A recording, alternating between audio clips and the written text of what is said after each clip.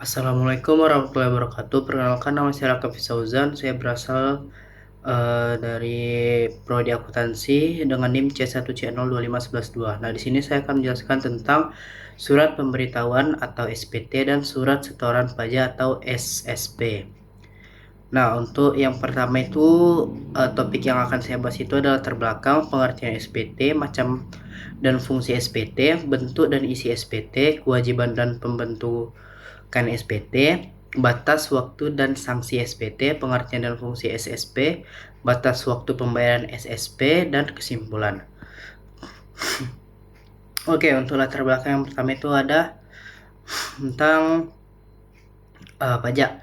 Pajak itu adalah kontribusi wajib bagi negara yang terutang oleh orang pribadi atau badan yang bersifat memaksa berdasarkan undang-undang dengan tidak mendapatkan imbalan secara langsung dan digunakan untuk keperluan negara bagi sebesar-besarnya kemakmuran rakyat. Nah, membayar pajak ini adalah kewajiban sekaligus hak setiap warga negara dalam mendukung pembiayaan negara dan pembangunan nasional. Oke, pengertian surat pemberitahuan atau SPT. Nah, surat yang digunakan wajib pajak untuk melapor perhitungan dan pembayaran pajak, objek pajak, bukan objek pajak, serta harta dan kewajiban sesuai ketentuan peraturan perundang-undangan perpajakan. Yaitu ada melaporkan perhitungan pajak terutang, melaporkan pembayaran atau pelunasan pajak, melaporkan objek pajak, dan kewajiban pajak. Nah, macam-macam dan fungsi SPT. Macam-macam SPT itu adalah surat pemberitahuan untuk suatu masa pajak atau bulanan. Itu ada SPT tahunan juga, yaitu surat pemberitahuan untuk suatu tahun pajak atau bagian tahun pajak. Nah, untuk fungsi SPT itu ada wajib pajak PPH, yaitu melaporkan jumlah pajak terhutang dan melaporkan pembayaran pajak setahun. Pengusaha kena pajak itu melaporkan PPN dan PPNBM, melaporkan pengkreditan pajak, masukan dan pelunasan PKP. Nah, bentuk dan isi SPT itu akan saya bahas. Itu adalah bentuk SPT itu ada formulir kertas, elektronik SPT, dan e-filing itu di web DJP. Nah, isi SPT itu ada jenis pajak dan nama NPWP wajib pajak, jumlah peredaran usaha dan penghasilan, jumlah pajak terhutang dan kredit pajak, jumlah harta dan kewajiban, masa atau tahun pajak dan tanda tangan WP, jumlah penghasilan kena pajak, jumlah kekurangan atau kelebihan pajak, data lain terkait kegiatan usaha WP.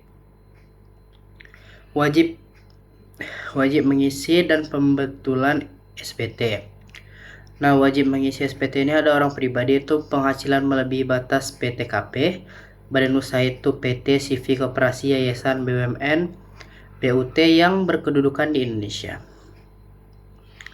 Pembetulan SPT itu WP dapat membetulkan SPT sendiri sebelum DJP melakukan. Yang pertama itu verifikasi menerbitkan surat ketetapan pajak, yang kedua pemeriksaan, yang ketiga pemeriksaan bukti permulaan.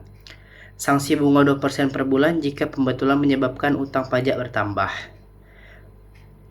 Nah, batas waktu dan sanksi SPT. Batas waktu penyampaian itu ada SPT masa atau umum 20 hari setelah akhir masa pajak. SPT masa PPN itu akhir bulan berikutnya setelah masa pajak. SPT tahunan orang pribadi itu ada 3 bulan setelah akhir tahun pajak. Nah, yang keempat itu SPT tahunan badan ada 4 bulan setelah akhir tahun pajak. Sanksi keterlambatan atau tidak menyampaikan SPT ada 500.000 sebagai SPT masa PPN, 100.000 SPT masa lainnya, 1 juta SPT tahunan badan, dan 100.000 untuk SPT tahunan OP. Surat setoran pajak atau SSP itu adalah bukti pembayaran atau penyetoran pajak yang telah dilakukan dengan menggunakan formulir atau dengan cara lain ke kas negara melalui tempat pembayaran yang ditunjuk oleh Menteri Keuangan. Nah, fungsinya itu sebagai bukti pembayaran pajak yang sah apabila yang pertama itu telah disahkan oleh pejabat kantor penerimaan pembayaran yang berwenang. Yang kedua, apabila telah mendapatkan validasi dan instansi yang berwenang. Batas waktu pembayaran SSP itu Ada PPh pasal 21, 23, dan 26, itu ada tanggal 10 bulan berikutnya. PPh pasal 4 ayat 2 dipotong pihak lain, itu tanggal 10 bulan berikutnya. PPh 4 ayat 2 bayar sendiri, tanggal 15 bulan berikutnya. PPh pasal 15 dipotong tanggal 10 bulan berikutnya. PPh pasal 15 bayar sendiri tanggal 15 bulan berikutnya. PPh pasal 25 tanggal 15 bulan berikutnya. PPh 22 atau PPN atas impor atau bea cukai 1 hari kerja setelah pemungutan.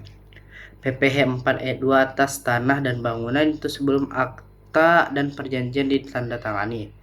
Nah, untuk kesimpulannya itu SPT itu adalah sarana pelaporan wajib pajak bagi orang pribadi atau penghasilan PTKP dan seluruh badan usaha yang berkedudukan di Indonesia. Nah, SSP itu adalah bukti sah pembayaran pajak ke kas negara berlaku setelah mendapat pengesahan pejabat penerima atau validasi resmi. Nah, sekian dari video saya. Terima kasih.